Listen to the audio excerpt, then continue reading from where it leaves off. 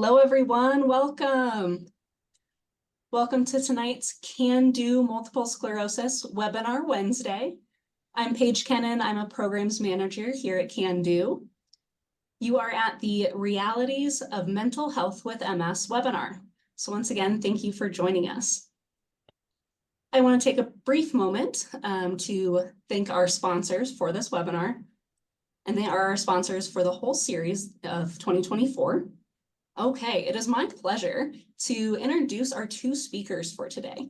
So we have psychologist Megan Beyer. Hi, Megan. Hi. And Don Morgan, who's our special guest today. So I'm going to kick it over to them to introduce themselves and give a little context for why we're here today. I'll start with Don. Hi, thank you so much, Paige. I am honored to be here in this Can Do MS webinar here with Megan and yourself. Well, actually, with Megan and chatting with her. I am briefly, I'm an MS patient of 24 years, going on, oh gosh, 25. May 23rd will be 25 years that I've had multiple sclerosis.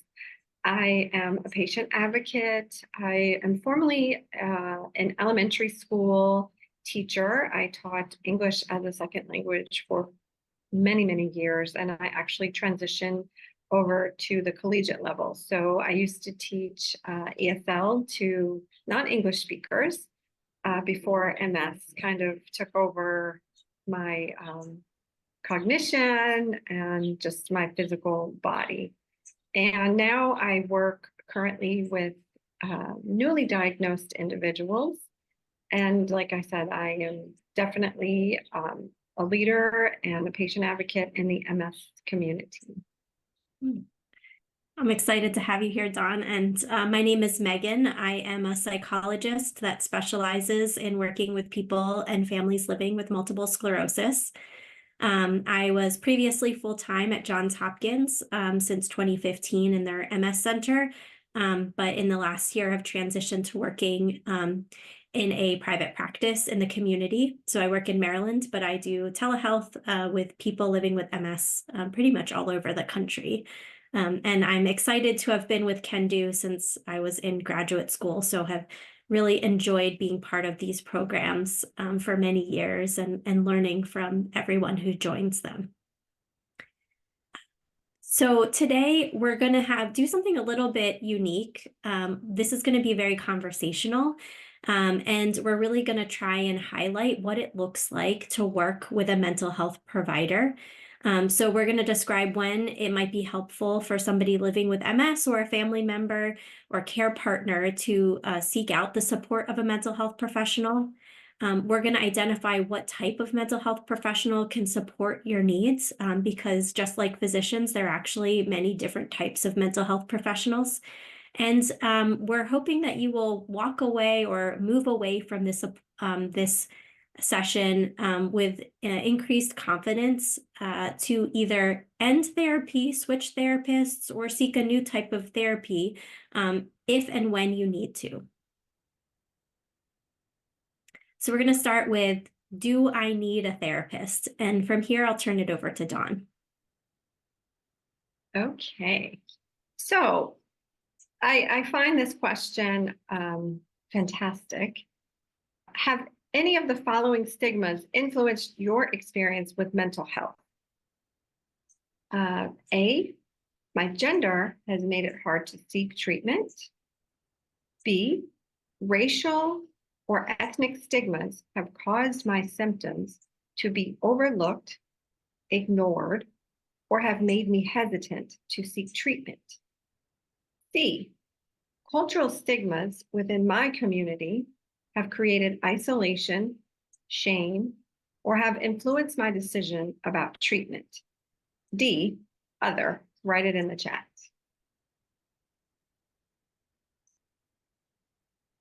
So I'm seeing lots of comments in the chat. Some people say they have never had a problem, and that's fantastic. Others took a long time to diagnose. Financial difficulties. So there's lots of things coming in the chat. All of the above have maybe influenced. So judgment from family. Thank you all for being so vulnerable and sharing. Yes. this is not an easy topic for a lot of MSers, I should say. And so it's because you're already dealing with the physical hardships that you may face on a daily basis. So to shift from focusing on your physical to your mental can be quite stressful for people. Yeah. So do I need a therapist? I often get asked whether or not every person living with MS needs a therapist. And the short answer to that is no.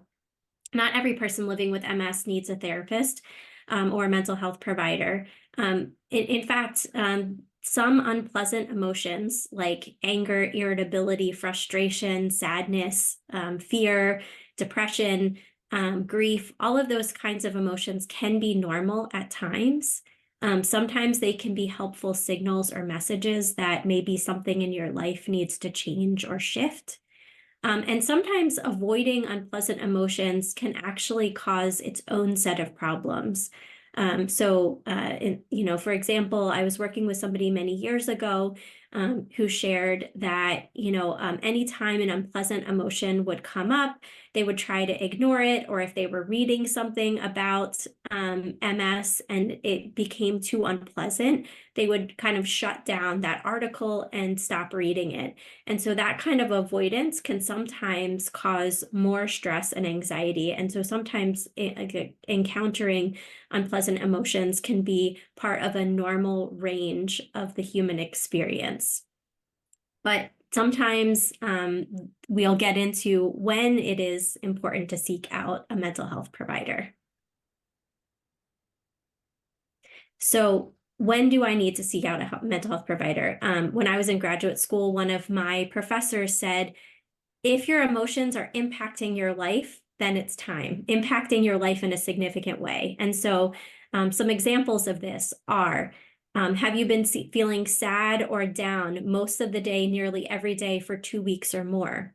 Have you felt apathetic, numb, unable to enjoy things, less interested in things than you used to enjoy most of the day, nearly every day for 2 weeks or more? Are you unable to control worry or anxiety? Do you have thoughts of suicide or of harming yourself?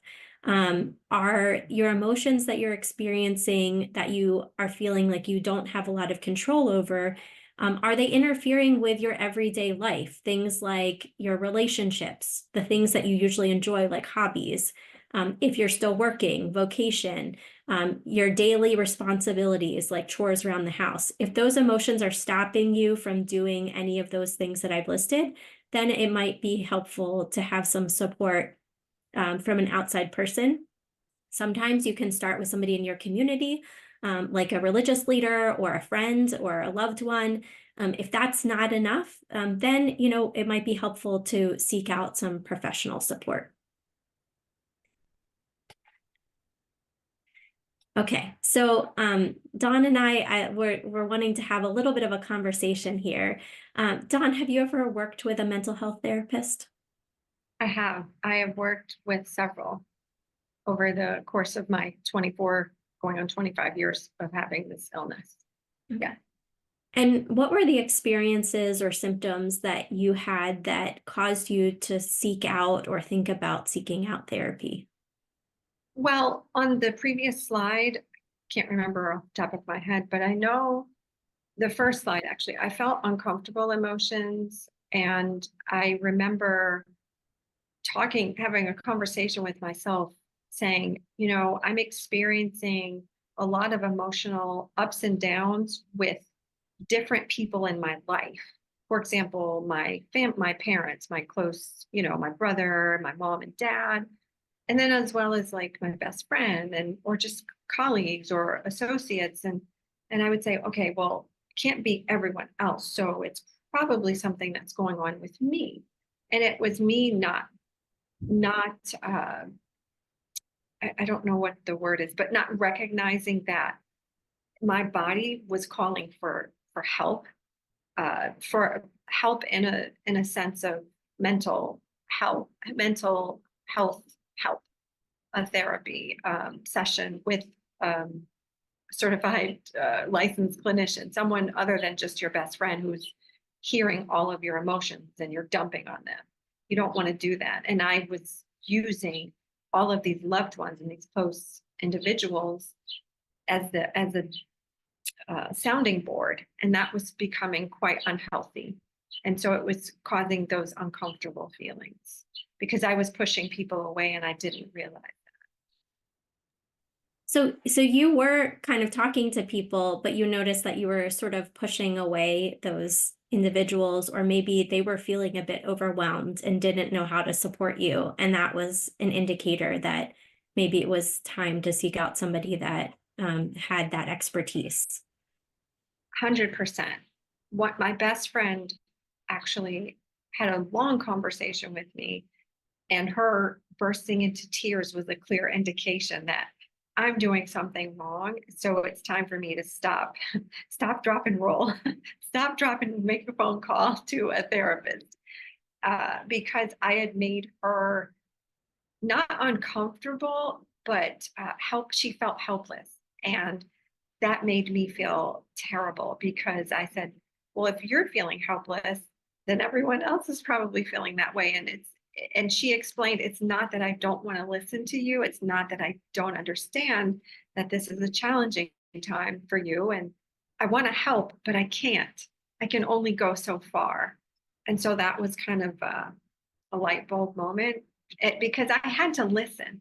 Sometimes people don't listen. And for a long time, I didn't listen. I didn't listen to people saying, have you tried to talk to someone? I'm like, well, I'm talking to you. So. Thank you for sharing such vulnerable information. And I think it's going to be valuable to others who are here and listening. Next, I want to take us to how to pick the right therapist. And I know that you'll have good information to share there. So in this next section, we're going to talk about what kind of therapist do I need?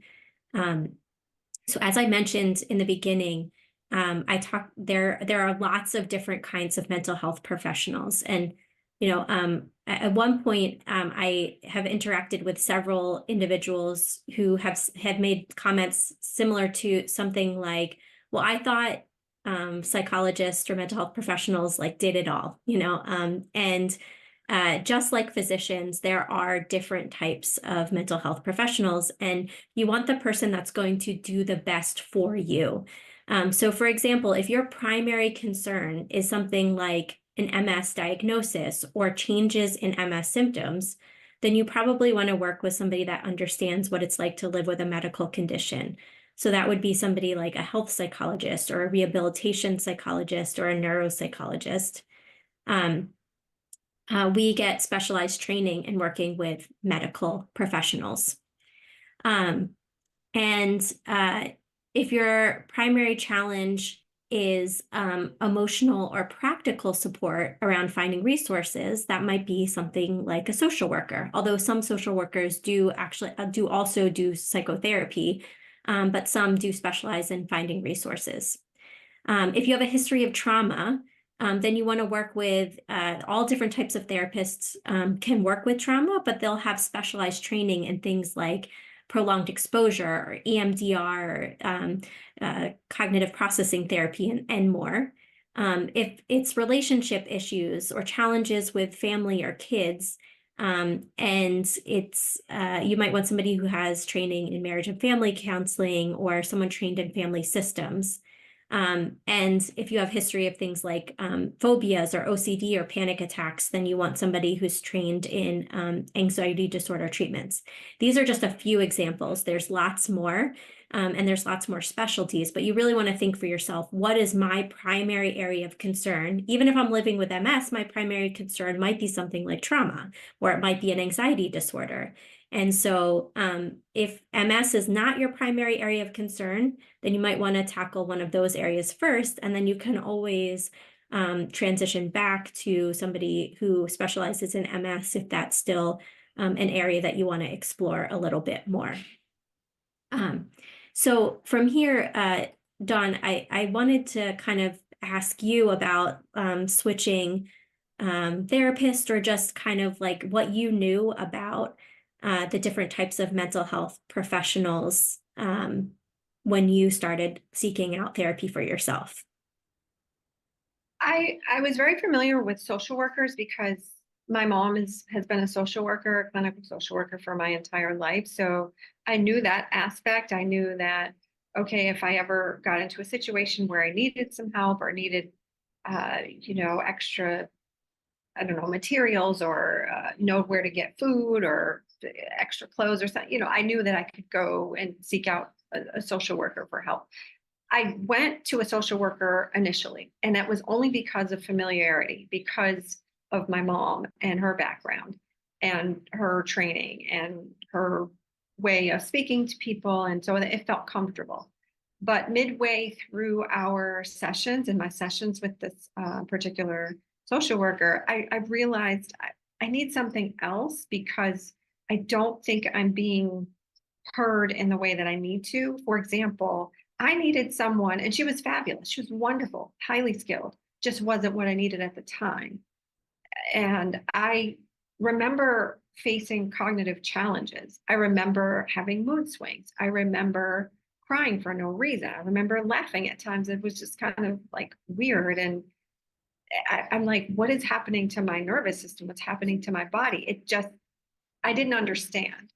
And I would explain this to the social worker, and things would be brought up, and she would give great strategies. However, it just didn't seem to stick, and it wasn't working. And I needed someone who understood my brain and understood why this was happening, because I did not understand. As much reading and research that I've done over the years, it's a lot to take in, and I did not know that neuropsychology. I knew that neuropsychologists existed. To sum it up, I knew that I did neuropsych testing early on and midway into my diagnosis. However, I left it there. I didn't know that I could speak to someone like you regarding these changes that I'm having, because I was diagnosed early in my 20s, where my frontal lobe wasn't even fully developed. So I'm still becoming an adult. I'm still figuring out who I am and going through all of these changes. And women go through changes hormonally anyway. And so there were a lot of ups and downs. And I feel like I finally found the right fit, seeing a neuropsychologist. That was the best for me versus a social worker or just a trained counselor or therapist. I've tried that as well. But again, the needs for me, of my multiple sclerosis, I know that I needed someone to dissect those pieces and help me put the puzzle back together so that it's manageable. I just want to cut in with a quick question because we have quite a few in the question and answer box about Megan. Can you give us just a brief difference between a psychologist and a neuropsych? Folks have been referred to neuropsychs, it looks like, but they haven't gone because they're just not sure what a neuropsych is. Sure. So a neuropsychologist is a psychologist who has specialized training in neuropsychology or cognition. So, for example, I was trained as a clinical psychologist with a health psychology emphasis. So my doctoral training focused on working with medical populations. And then I did even more specialized training on the side, an extra year of neuropsychology, which was your brain behavior relationships. So cognition, things like memory, attention, concentration, and how medical conditions can impact your brain. And then thereby impact your not only your mood, but also your thinking skills. And so the problem is that some neuropsychologists just do testing, and some neuropsychologists do testing and treatment. So they might do cognitive rehabilitation, so helping you think, improve your thinking skills, and some also do psychotherapy. So that would be a helpful question for you to ask if you're seeking out a neuropsychologist and you want treatment. Is, do you want somebody who's just doing testing, or do you want somebody who's doing testing and can provide treatment? Great, thank you so much. So Dawn, I'm going to give it over to you here for how to get started. Sure. So getting started, check in with yourself before beginning the process and evaluate your needs.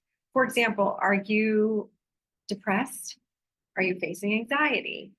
Those are things that you want to evaluate because maybe a neuropsychologist can't tackle all of that at the time. So definitely dissect for yourself and see what's happening with the check-in. So check in with yourself before beginning the process and evaluate your needs. What are you looking for? What are your goals for treatment? What type of professional? What do you want from your therapist? For example, someone directive, someone to provide insight. Where do I find someone?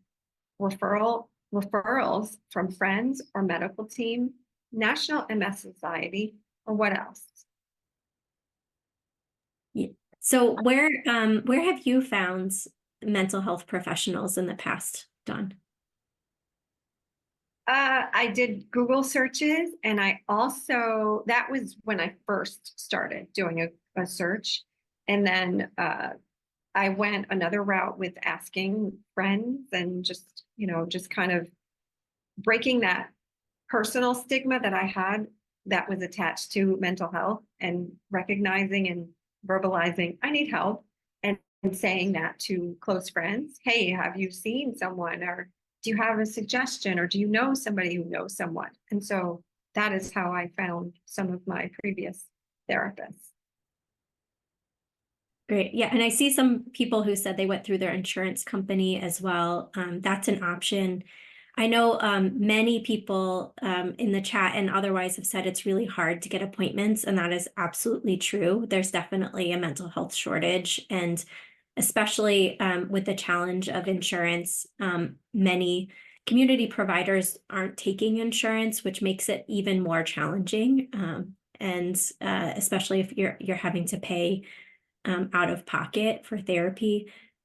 So sometimes going through your insurance company can help you start the search. The National MS Society does keep a directory of medical and mental health providers that have experience with MS. If you're looking for other kinds of specialized treatments, sometimes there's all kinds of specialized directories out there. So you might want to Google like anxiety directory or something like that. Or if you want prolonged exposure, you can sometimes think, if you get that nuanced, sometimes you can find directories that get that nuanced. Psychology Today is a big one, although it is sometimes hard to sift through because a lot of times the providers put almost every category, and so it's hard to know what somebody's specialty is. There's going to be more and more directories that are getting more specific. So I've seen ones out there that are specific to people who still want COVID precautions.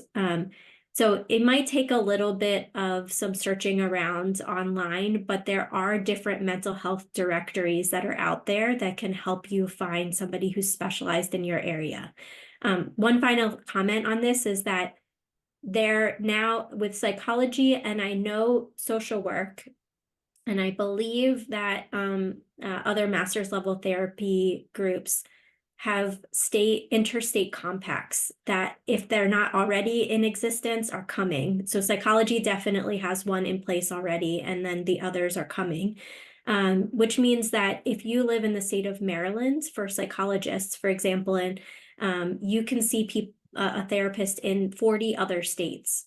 So don't just look in your area, expand your search, maybe look at MS, different MS specialty centers around the country, and you can even call them and say, do your providers see people from out of state? Because even when I was at Johns Hopkins, I saw people from all over the country who we would see via telehealth. So don't hesitate to look outside of your immediate area if you have access to telehealth and you're open to that kind of intervention. Can I just add one thing as well? Yeah. I had a therapist refer me to a psychiatrist before as well. I can't really remember why, but I was open to it because I thought, well, maybe there's something more that needs to be looked into, and maybe there's more that's going on in my brain that I'm unaware of and that this psychiatrist can help me with.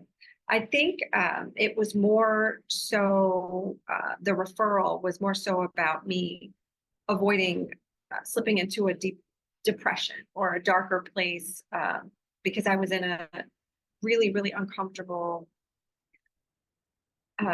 situation. And I remember the therapist saying, you know, why don't you seek out a psychiatrist and maybe, you know, this individual can help. I did see a psychiatrist for maybe 2 months. And and again, that's the check-in with yourself. I realized that it wasn't for me. I wasn't at that point where I needed that severe treatment. I needed something a little gentler for my MS. Yeah, great point. Yeah, so psychiatrists prescribe medication, and there are nurse practitioners and physician's assistants that also prescribe medications. And in some states, mental health providers like psychologists can also prescribe, but that's less common. But there are some psychiatrists that do therapy too. So, you know, it's a lot. It's a lot of searching, and sometimes you have to try on and interview a few different providers before you find the right one. And I'll say that I often tell people when I first meet with them, if you're not feeling connected with me within the first 3 sessions, either let me know or, you know, just move on, because it's more important for you to find the person that's going to help you meet your goals than it is for you to stick with somebody who you're not connected with. That's such an important point, Megan. And I think that people living with MS already carry this weight or this invisible burden. We feel like we're a burden, so we may not feel comfortable saying those things to a therapist or to a provider. And so you opening that window is fantastic. And I would love and encourage other clinicians like yourself to open that door for us and for other patients, because sometimes it's not the best fit for whatever reason. And I remember feeling uncomfortable because it was not a good fit. I just didn't feel that I was being heard in the way that I needed to. Again, these are fantastic individuals, fantastic professionals. I just knew that I needed other strategies and tools that weren't being given to me at that time. Right. Exactly. Yeah. It is hard. It's hard to have that conversation. And, I would say that it's also telling if you bring up with your mental health provider, like, I'm not sure if this is a good fit, and they get defensive or show any sort of anything other than support around that, I would say that that's a little bit of a yellow flag, orange flag for me, because they should be kind of looking out for what is best for you. Correct. Because sometimes I felt my therapist is not my friend. It's almost like being a parent. I'm not your friend. I'm your parent. You want to be friendly, of course, and you want to have a cordial relationship and get along. But I want you to be my friend, of course. But I need you more for guidance and navigation. It's not as if, because I think that if we get into a friend role, that it's similar to like my best friend or my mom, and I wouldn't feel like that clinician is being I completely honest. They're saying what they think they want me to hear. Friends do that sometimes. And so those are things that you may want to avoid as well. Right. Does that make sense?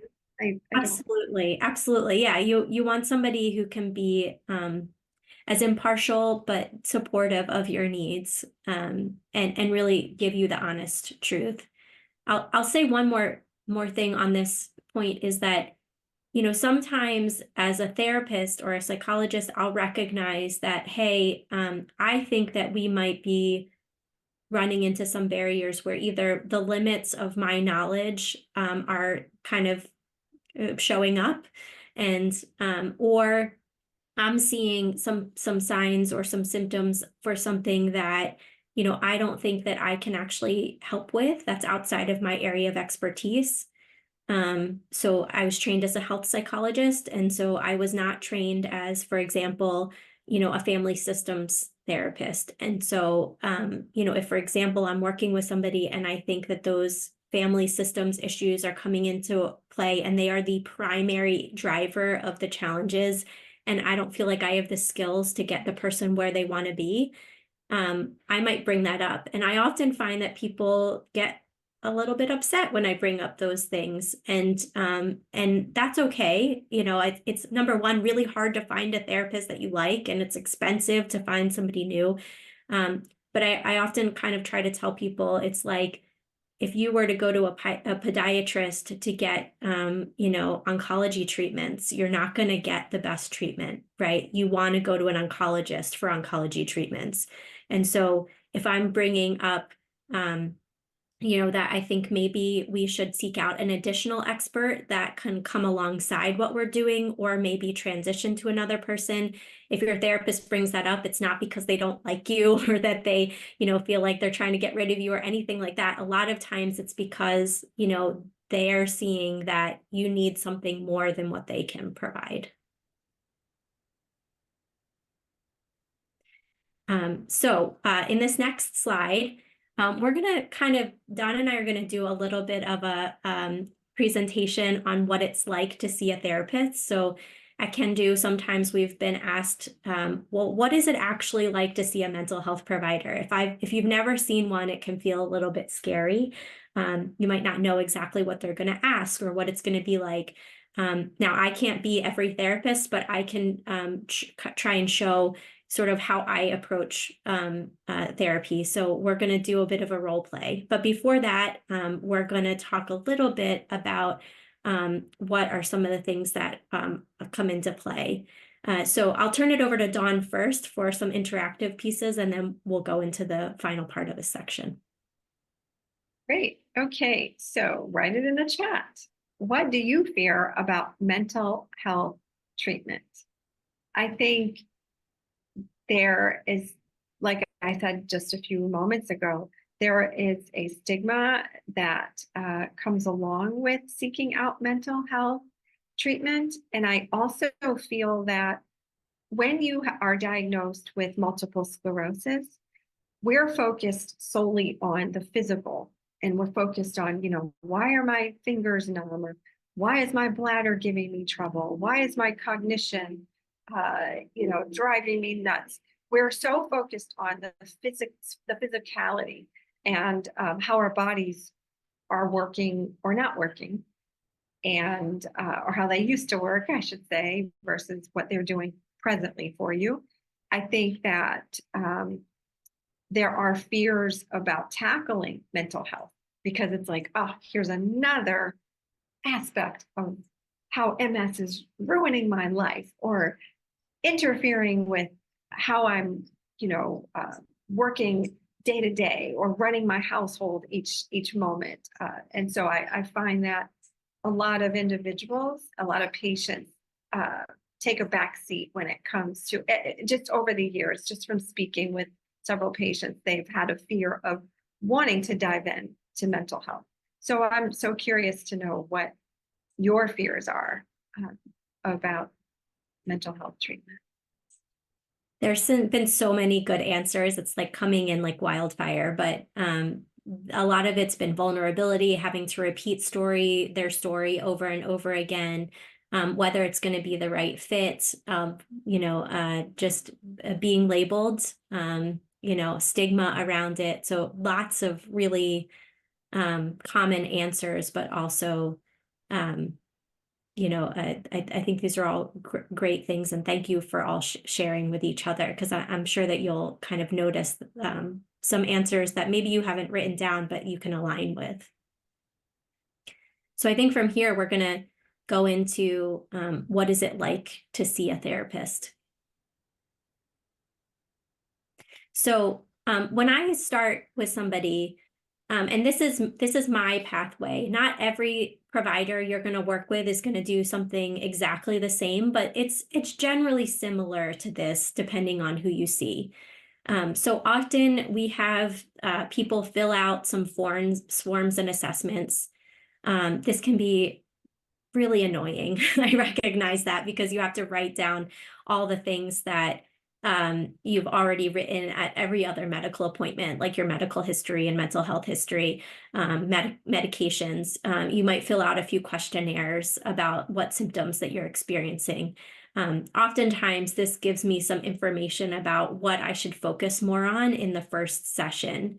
In my first session, we're really just getting to know you. So I'm figuring out what it is that brought you to therapy, what finally got you through the door if you have not been in therapy before, what prompted it? Is it something that's acute, something happening right now that needs immediate attention? Is this a long, something that's been going on for a while? And just really, I start to ask questions about your history, your medical history, your social history, and then assess any symptoms that are showing up for you. And then I always ask, what is your main goal? So what if in 6 months this is working for you, how would life look different for you? So I would find out what it is that you want to be different after you are working with somebody. There's some variability based on the type of therapy that you go to. Some types of therapy are very structured. And so something like a trauma treatment or an anxiety disorders treatment might be very structured. And each session has an agenda and something that you're going to do that day. There are some that are experiential. So you might do things like mindfulness-based stress reduction or hypnosis, or things where your mind and your body are engaged. It's not just talk therapy. Other ones are focused on self-discovery, so kind of providing insight, or looking at your history and seeing what might be leading to how you how you're influencing your behaviors to present day. And so just based on the type of therapist you're working with and the type of therapy that you're doing, you might have different experiences when you go into therapist. So sometimes I'll have people ask, when you're meeting with a therapist, sometimes they'll give you like a 15-minute consultation to get to know them. Is like, what do your therapy sessions look like? What will I be doing when I come to therapy? And that will give you a little bit of some information about what that type of therapy looks like. And so now Dawn and I are going to do kind of a little bit of a experiential thing here. So if I was Dawn's therapist, I might start off a session asking something like, Dawn, what would be helpful for us to talk about today? I am having challenges being a mom of a 13-year-old and also managing the extreme fatigue and other MS symptoms that I have been facing. And so I find it challenging to wear many hats. And I feel like I need some help. I feel like I'm failing as a parent. I'm failing as a human. I'm not showing up for friends, for family. I feel like a disappointment in many aspects of my life. It's going to be really hard to feel like that. What would it look like if you felt like you were being successful as a mom, as a family member, as a friend? What would it look like? Oh gosh, that's a great question. I think it would look like not getting into a tug of war. I find myself getting into these verbal mini battles, to put it lightly. And I'm looking at myself, trying to do a personal inventory and say, is this Is this a me issue? Is this an issue because I'm feeling, MSy today? And I'm putting that feeling on someone else. And so it would kind of look, what I think it would look like would be, not that I don't have peaceful relationships, but maybe a more lighthearted conversation, more laughter, more fun, more, can we talk about a beach, or can we talk about something funny that happened on television, or just more lightheartedness with the conversation. I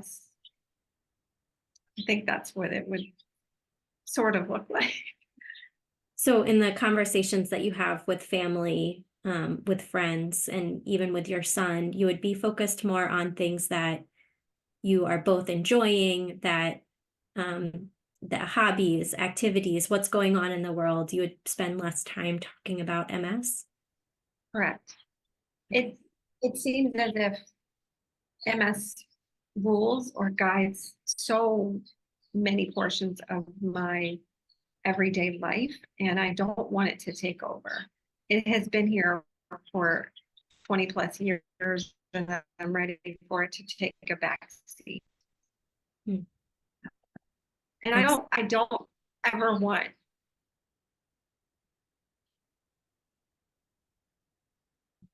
stuff. I don't ever want anyone to. Can you all hear me? Oh gosh, Yeah. I'm sorry. That's okay. Okay. You froze for a second there, but I think you're back. Good. Sorry. The last point I'll make is I just don't want to play victim. I don't want to. I don't want anyone to have pity parties for me, and I want to enjoy life. And yes, this is a part of me, but I also want to be very pleasant to my loved ones. Okay. And it's not I'm not. I just I struggle with that comfort zone. Yeah. In those conversations. Excellent. So I want to leave room for the question and answer section, but if I were to continue with Dawn, the things that I would be thinking of, or I would probably continue asking about, are what would it mean? What does it mean to be a good mom or a good family member or a good friend, to try and challenge maybe some of the thoughts, the negative thoughts around how Dawn is feeling. And because I am imagining that she's actually a quite good mom and a quite good friend and a good family member. And so I would be wanting to kind of pull out those pieces of, where is she being successful?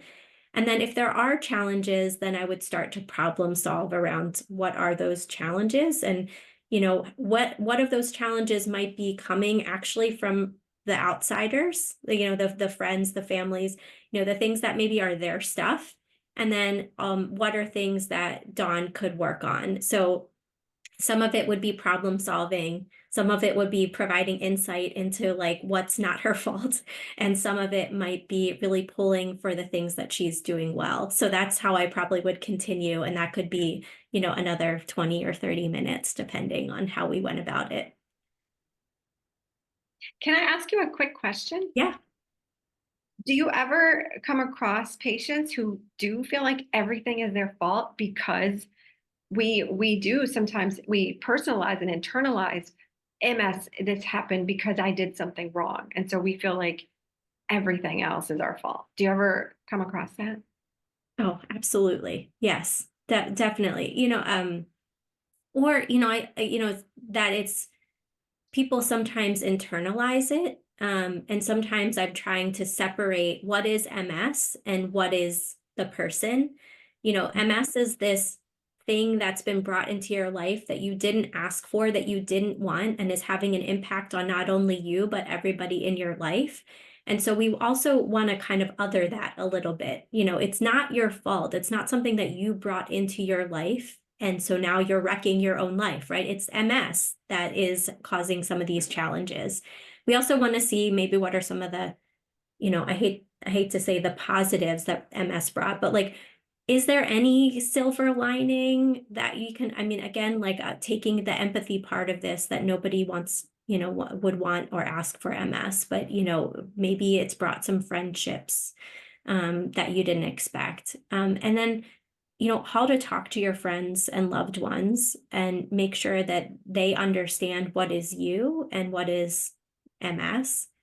I often find too that like many people I work with feel like at a loss, or they feel like it's really hard to figure out how to move forward. And so there's where some of like the problem solving could come in. So we could keep talking about this for forever.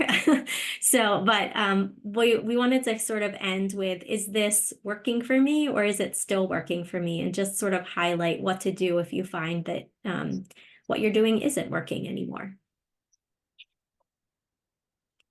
I said that in the first, 1 to 3 sessions, I usually say to people, like, assess if we're a good fit. I would say do that with any provider that you're working with.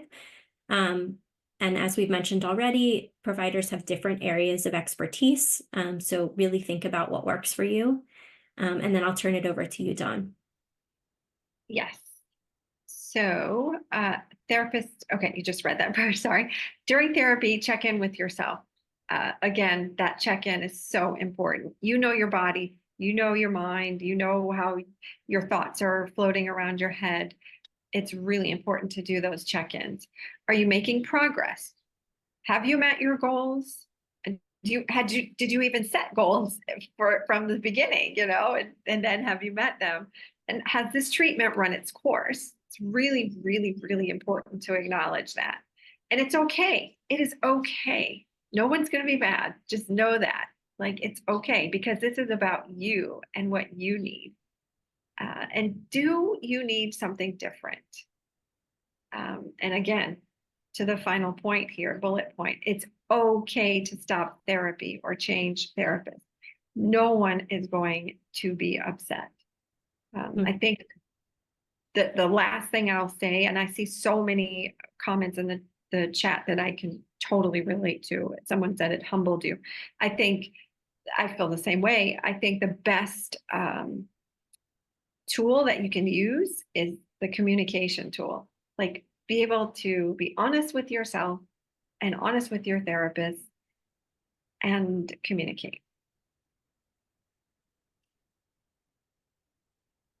Awesome. Thank you both so much. That was awesome information. So the last few minutes here, I do just want to answer a few questions. And you segued right into a great topic, Dawn.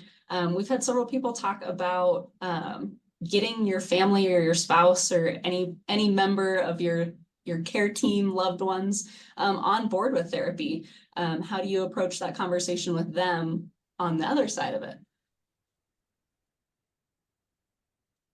Oh, my mom has been on board since like week 1 of my diagnosis. She said to me and my aunts, she's on the phone, she's like, she's not crying, she's not sad, she's like not upset about this. And I was like, Mom, stop talking about me. Why am I going to be upset? I'm not going to die. They gave me steroids. I'll be okay. So I was in denial. So from my mom's standpoint, she was like totally on board. But like from my dad and my brother, it was more like, and I think maybe it was just a gender issue there because they're more closed off. They were just like, you'll be fine. You can deal with this. Just talk to us. We'll be here. And I have a really supportive family. So I know other people may not have a lot of support in their situations, but I'm very lucky to have that. And so bringing the family members that weren't on board, again, going back to the communication word, I said, look, this is what I need. I know how you feel, but this is what I need. And I wasn't afraid to state that. I got the guts to say it. Thank you. Megan, do you have any follow-up with other folks that have maybe had some difficulty with their family members getting on board? I think, sometimes when people are pushing back, I tend to say, get curious, like ask them what the challenges are or what they're pushing back on. If you find out that what they're pushing back on is really not focused on your needs, then you know that you can kind of set their thoughts to the side. Not that they're not important, but they may not be what you need in that moment. If there's something that they have a real concern around, and it's a legitimate concern, then maybe they can be supportive in helping you find an alternative option. But I tend to say, like, ask questions and try and figure out like what the problem is first, and then you can decide whether or not, you know, they're have your best interests in at heart. Thank you both. We also have a follow-up question about, you know, choosing a type of therapist. We listed all sorts of different challenges that one may face, and, you know, the type of therapist that might go with that challenge.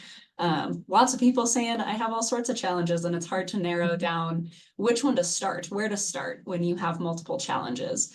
Don, I know you talked about a little bit, but if you guys can kind of help through the thought process of how to narrow down where to start. So I would say that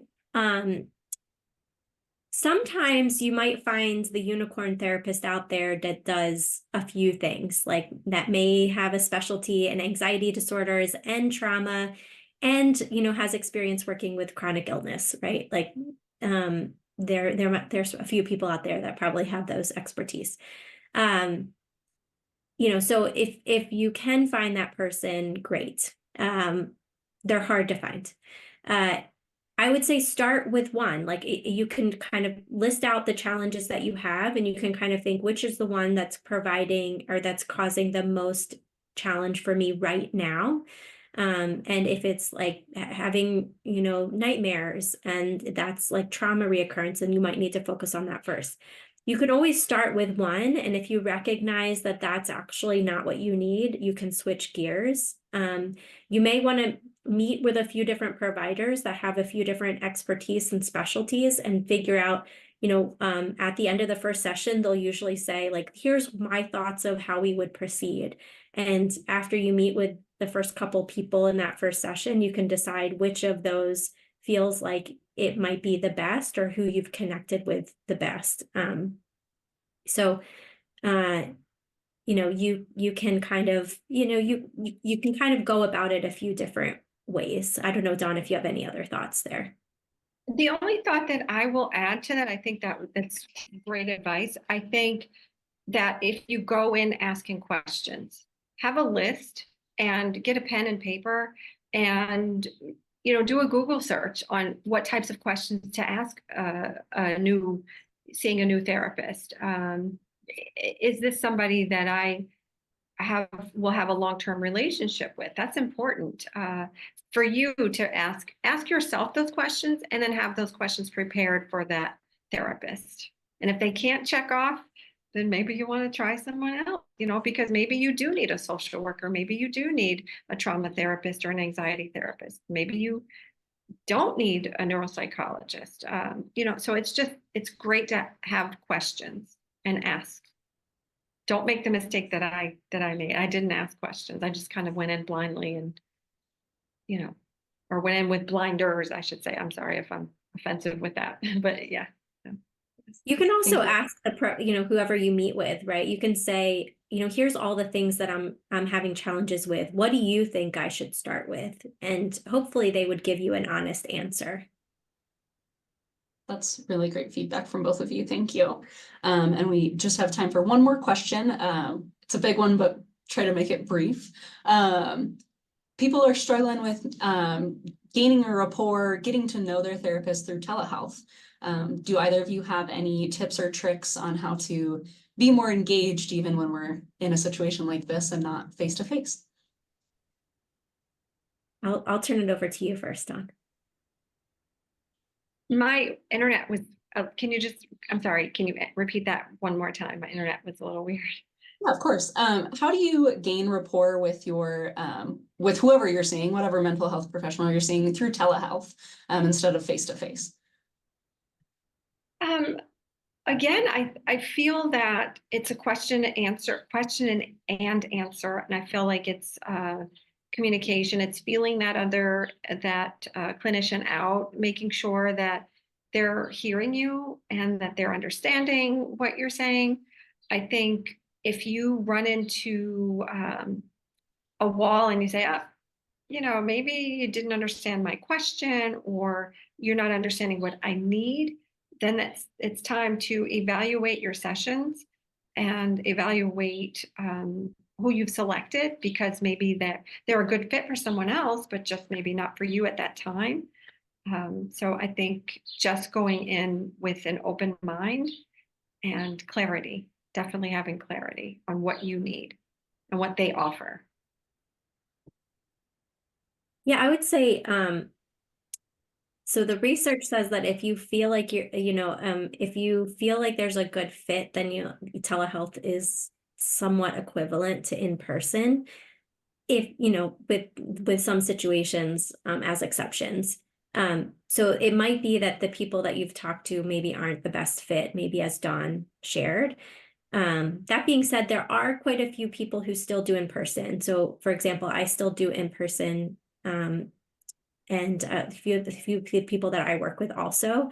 So you might be somebody that just works better in person. And so if you really need that face-to-face kind of interaction, then it might be helpful to ask whether people will see you in person. Very fair point. Thank you so much. One more shout out to our sponsors of the 2024 webinar series. So Dawn, Megan, thank you so much for being here this evening. I learned a lot. I had so much fun. And thank you all participants for being here. We love to have you, and we'll see you next time. Have a great evening. Thank you.